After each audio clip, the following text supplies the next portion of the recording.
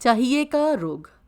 میں آپ کو اکثر ایسی باتیں بھی بتاتا رہتا ہوں جو آپ کے مطالعے، مشاہدے یا نظر سے کم ہی گزری ہوں گی۔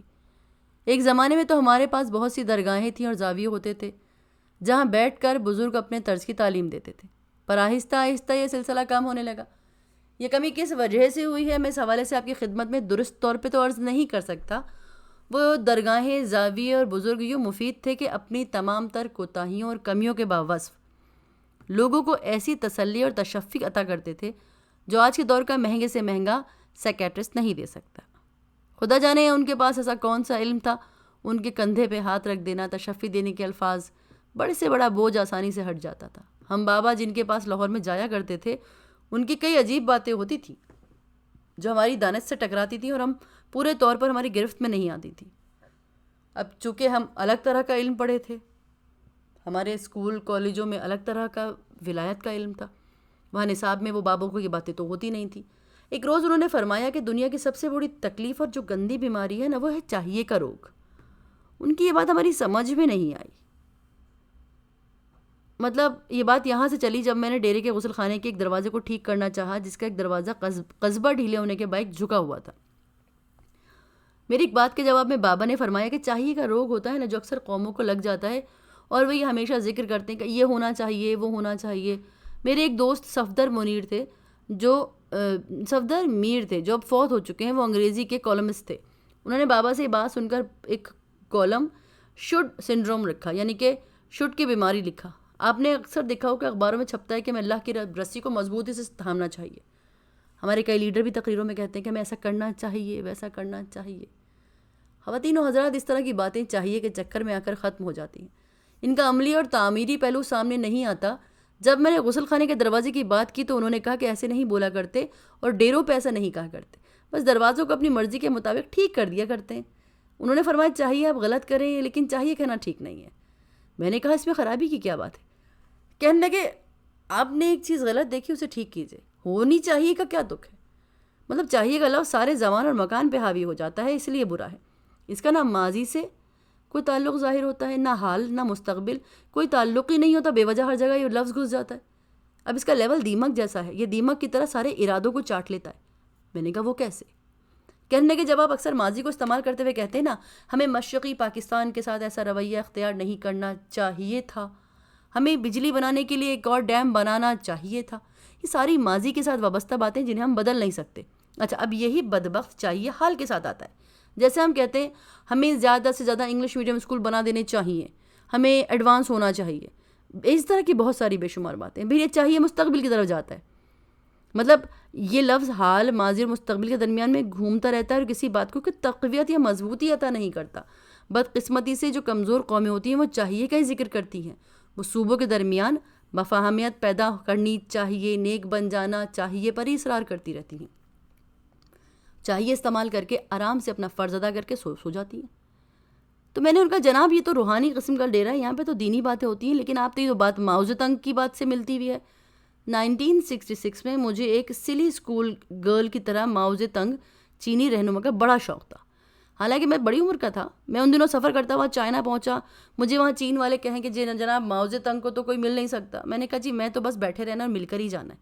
فقیرنی دیکھی ہوگی نا آپ نے، جو پیسہ دینے کے بعد بھی ڈھیٹ کی طرح بیٹھی رہتی موٹر سے لگ کے آپ کی۔ میں ایسے ہی موٹر سے لگ کے چین والوں کے بیٹھا رہا، زچ ہو گئے وہ۔ ان دنوں ان کا کلچرل ریولوشن چل رہا تھا، انہوں نے مجھ سے جان چھڑانے کے لیے کہا دیکھیں آپ کو 4 منٹ کے لیے ملوائیں گے۔ میں بڑا خوش ہوا، 4 منٹ مطلب بڑی بات ہے، لیکن انجہانی ماؤ زedong کی یہ مہربانی تھی کہ وہ مجھے 11 منٹ کے لیے ملے۔ دیکھیے اس ملاقات میں بھی یہ چاہیے کا ذکر آیا، مگر وہ کچھ انداز میں تھا۔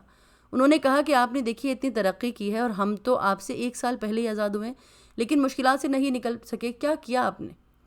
انہوں نے کہا جب ہمارے ذہن میں کوئی پروجیکٹ یا خیال آتا ہے نا، یا ذہن میں آتا ہے کہ ہمیں یہ کرنا چاہیے، تو ہم اسے خیال کے بعد اس فریم ورک کو لانگ مارچ میں شامل کر دیتے ہیں، ذکر کرنا بند کر دیتے ہیں اور مکمل کرنے کی فکر میں داخل ہو جاتے ہیں۔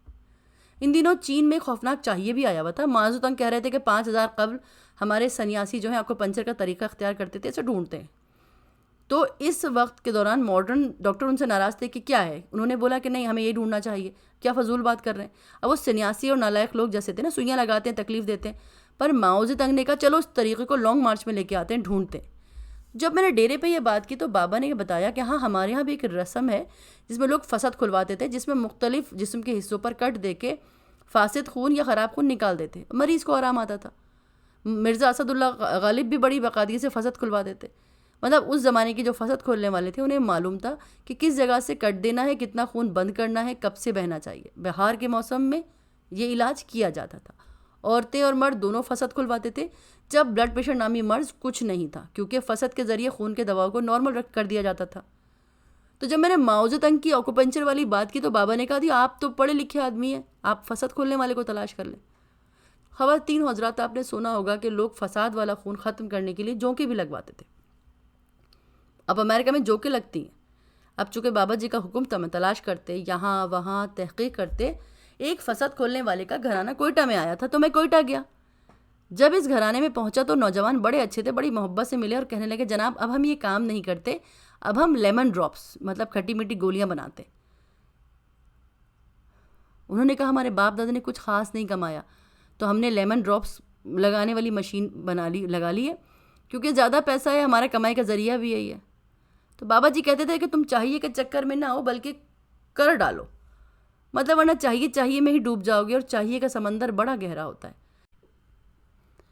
تھوڑے دن ہوئے میں سبزی منڈی گیا تو 2 سائیکل سوار نوجوان میرے پاس سے بڑی تیزی کے ساتھ گزرے، اتنی تیزی سے گزرے کہ اچانک گاڑی کے بریک لگانا پڑے، اور اچانک بریک لگانے سے میری پیچھے والی گاڑی میری آگے والی گاڑی کے ساتھ ٹھک کر کے لگی۔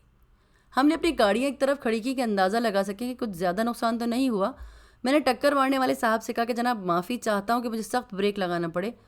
اس نے کہا الحمدللہ آپ کا کچھ زیادہ نقصان نہیں ہوا، بالکل چوراہا تھا۔ تو میں نے ان سے کہا جناب یہاں ایک بتی ہونی چاہیے یا ٹریفک والا تو ضرور ہونا چاہیے۔ وہ صاحب کہنے لگے جناب یہ سب غلط ہے، کچھ نہیں ہونا چاہیے، پہلے ان 2 لڑکوں کو سزا ملنی چاہیے، میں ان کو پکڑ کے سزا دوں گا۔ میں نے کہا جناب وہ تو کہیں کہ کہیں نکل گئے ہوں گے، وہ مصر کے، میں ان کو ضرور سزا دوں گا۔ اب اگر نہ پکڑ سکا تو شام میں تو گھر آئیں گے ہی نا، اس وقت سزا دوں گا۔ میں نے کہا جناب وہ کیسے؟ کہنے لگے 2 بیٹے ہیں میرے۔ تو خواتین و حضرات، چاہے زندگی میں بہت جگہ ہم پہ دباؤ ڈلتا ہو، کیا کیا جائے؟ ہمارے جہلم کے علاقے میں روس سے بڑی تعداد میں مرغابیاں آتی ہیں، ہم وہاں شکار کھیلنے جاتے ہیں۔ جہلم میں لوگوں کی بڑی زمینیں ہیں، چھوٹے چھوٹے زمیندار ہیں، اس لیے ٹریکٹر کی ضرورت نہیں ہوتی۔ تو جس گھر کے شخص کے گھر میں ٹھہرے وہ چاہ رہا تھا کہ میں ٹریکٹر خریدوں۔ گاؤں کا سردار تھا، جبکہ اس کی بیوی جو پڑھی لکھی سمجھدار تھی وہ ٹریکٹر خریدنے کے خلاف تھی۔ اس کا کہنا تھا کہ جی ٹریکٹر کی ضرورت نہیں ہے، اتنا بڑا رقبہ ہی نہیں ہے کہ جس کے لیے ٹریکٹر کی ضرورت ہو۔ اب اس شخص نے کہا جی میرا شوق ہے، میں نے ٹریکٹر ضرور لینا ہے۔ اب اس وجہ سے دونوں میاں بیوی کے درمیان میں ایک ناچاقی سی تھی۔ اس کی بیوی نے کہا کہ میرے پاس دھنی کے بیلوں یعنی کہ اعلیٰ نسل کے بیلوں کی قسم ایک جوڑی ہے، خوب ہل چلاتے ہیں، اور میں ٹریکٹر نہیں آنے دوں گی۔ اب وہ شخص بضد تھا۔ جب بات ذرا اونچی ہوئی تو میں نے اس کی بیوی سے کہا کہ اس نے اپنی بیوی سے کہا کہ میں تمہیں اس لیے گھر نہیں لایا تھا کہ تم مجھے چاہیے یا مجھے تمہاری ضرورت تھی، میں نے تمہیں اس لیے لے کر آیا کہ مجھے تم سے محبت تھی، بالکل اسی طرح مجھے ٹریکٹر سے محبت ہے۔ جناب اگلے دن بیگم صاحبہ خود گئیں، شو روم میں ٹریکٹر بک کروایا، گڑ کے چاول پکا کے سارے گاؤں میں تقسیم کیے، کیونکہ چاہیے میں اور محبت میں بڑا فرق ہے۔ میرا ایک بھانجا تھا، جب وہ انکم ٹیکس آفیسر تھا تو اس کی تعیناتی ملتان میں ہوئی۔ اس کی بیوی اور میری بہو جو بڑی پیاری ہے، میں ایک بار ان کے پاس ملتان گیا، گرمیوں کے دن تھے، وہ میری بہو کا کہیں جانے کا پروگرام تھا، تو اس نے کہا ماموں مجھے جانا ہے۔ میں نے کہا بیٹے خوشی سے جاؤ، ہم خود چاول پکائیں گے، مرضی کے بنائے ہوئے کھانے کو کھائیں گے۔ اس نے جاتے ہوئے اپنے شوہر سے کہا کہ میں نے وہ تمام کام کاغذ پہ لکھ دیے ہیں جو آپ نے میری غیر موجودگی میں کرنے ہیں، اور دیکھو تم سست آدمی ہو، کوتاہی نہیں کرنا۔ ان کاموں میں دودھ کے پیسے دینے ہیں، درزی کے پیسوں کی ادائیگی تھی، پودوں کی صفائی، اخبار والے کا بل، کئی چیزیں لکھی ہوئی تھی، اور آخر میں اس نے لکھا تھا مجھے بھولنا نہیں، مجھ سے محبت کرتے رہنا۔ وہ 15 دن کے لیے میکے گئی تھی ساہیوال۔ جب وہ میکے سے لوٹ کر آئی تب بھی میں وہیں تھا ان کے پاس ہی، بچے کے پاس۔ تو اس نے بچی نے آتے ہی لکھے ہوئے کاموں کو دیکھا جن پہ شوہر نے ٹک کیا ہوا تھا، لیکن آخری بات پر ٹک نہیں کیا۔ بڑا چیخنے پیٹنے لگی، چلانے لگی، تم نے مجھے یاد نہیں رکھا، تمہاری میری کوئی پرواہ ہی نہیں ہے، تمہیں میری کوئی ضرورت نہیں ہے۔ اب اس کا شوہر جی ترلے مننے کر رہا ہے، بولا بیوی میری اچھی بیوی، تمہیں یاد رکھنا اور محبت کرنا تو عمر بھر کا سودا ہے، اسے ٹک کیسے کروں میں تو جب تک زندہ ہوں میں نے تو کرنی ہی ہے، اب تم ٹک کر کے اسے بند کرانا چاہتی ہو۔ یہ سن کر تو وہ اپنے شوہر کو جپی ڈال کے لٹک ہی گئی، کہنے لگی نہیں ٹک نہیں کرنا ہے، اس کو ایسے ہی رہنے دیں۔ تو اس طرح اس کے شوہر نے چاہیے والا کام بند کر دیا۔ ایسے نہیں کہ اس کام کو بھی ٹک کر دینا چاہیے۔ ہمارے بابا کہتے ہیں کہ جو ہی آپ چاہیے کے چکر میں آتے ہیں آپ کے کندھوں اور ذہن سے سارا بوجھ اتر آتا ہے. انسان سوچتا ہے کہ اب اس چاہیے میں سارے لوگ شامل ہو گئے ہیں, میں بری ذمہ ہو گیا ہوں. تو جیسے ہم کہتے ہیں نا, ہم پاکستانیوں کو ایک دوسرے سے مل جل کر رہنا چاہیے, ہم میں محبت ہونی چاہیے, مگر صرف چاہیے پر بات چھوڑ دینے سے بات نہیں بنتی. ایک شوٹ سنڈروم جو ہے ہماری معاشرتی زندگی پر اثر انداز ہوتا ہے. خواتین و حضرات, جس طرح بڑے لوگ چاہیے کے بجائے عمل پہ توجہ دیتے ہیں, جیسے کوزہ اگر اپنی مٹی پہ تھوڑا تھوڑا دباؤ ڈالتا ہے, خوبصورت برتن میں ڈال دیتا ہے, ویسے ہی ایک اعلیٰ درجے کا کوزہ بنانے کے لیے ضرورت ہے. لیکن ہمارے پاس وہ چاہیے خوبصورت کوزے کے بجائے مٹی کا ایک تھوبا رہ جاتا ہے. ہمیں اس چاہیے کو کوئی شکل نہیں دے پاتے. وہ بڑی خوش نصیب قومیں ہیں جو یہ بات جان جاتے ہیں کہ اس چاہیے میں باقی لوگ شامل نہیں ہیں, ہم بھی شامل ہیں. میں اپنی حد تک اپنی ذمہ داری پوری کروں گا. خواتین و حضرات, بابوں کے علم کی طرف سے بھی متوجہ کرتا رہوں. ان کی باتیں گوہر نایاب ہوتی ہیں جو کتابوں سے نہیں ملتی. عمل کرنے سے بات بنتی ہے, ان سے علم پھوٹتا ہے. آپ عمل کے اندر اس طرح داخل ہوا کریں جیسے سائنسدان لیبارٹری میں کھڑا ہو کر محنت کرتا ہے. وہ یہ کرنا چاہیے وہ کرنا چاہیے پہ زور نہیں دیتا, بلکہ کرتا رہتا ہے, عمل کی صورت میں تجربہ کرتا ہے. اس طرح علم عطا ہوتا رہتا ہے. ورنہ ہم اور آپ ہی کے دیے ہوئے علم پہ گزارا کرتے رہتے ہیں اور چاہیے ہی کرتے رہیں اور مانگنے کے علم پہ ہی چلتے رہیں. سیکھنا, علم سیکھنے کا اچھا اور آسان طریقہ ہے کہ جو احکامات دیے جائیں عمل کیا جائے, چاہے دینی ہو, حکومتی ہو, معاشرتی ہو. آپ لال بتی پہ کھڑے ہونے یا رکنے سے انکار نہیں کر سکتے. پہلے سرخ کو نیلا پھر رکیں, نہیں, آپ کو سرخ بتی کے فوائد کا کھڑے ہونے پر ہی پتہ چلے گا. گزر جانے سے تو نقصان ہی ہوگا. تو میں آپ سے اجازت چاہوں گا اور جاتے جاتے آپ سے عرض کروں گا کہ آپ کا علم, جیسے وزڈم آف دا ایسٹ کہتے ہیں, اس دانش مشرق جو انبیاء کا علم ہے, اس کی طرف بھی تھوڑا توجہ دیجیے. میری دعا ہے کہ اللہ آپ کو آسانی عطا فرمائے اور آسانیاں تقسیم کرنے کا شرف عطا فرمائے. اللہ حافظ.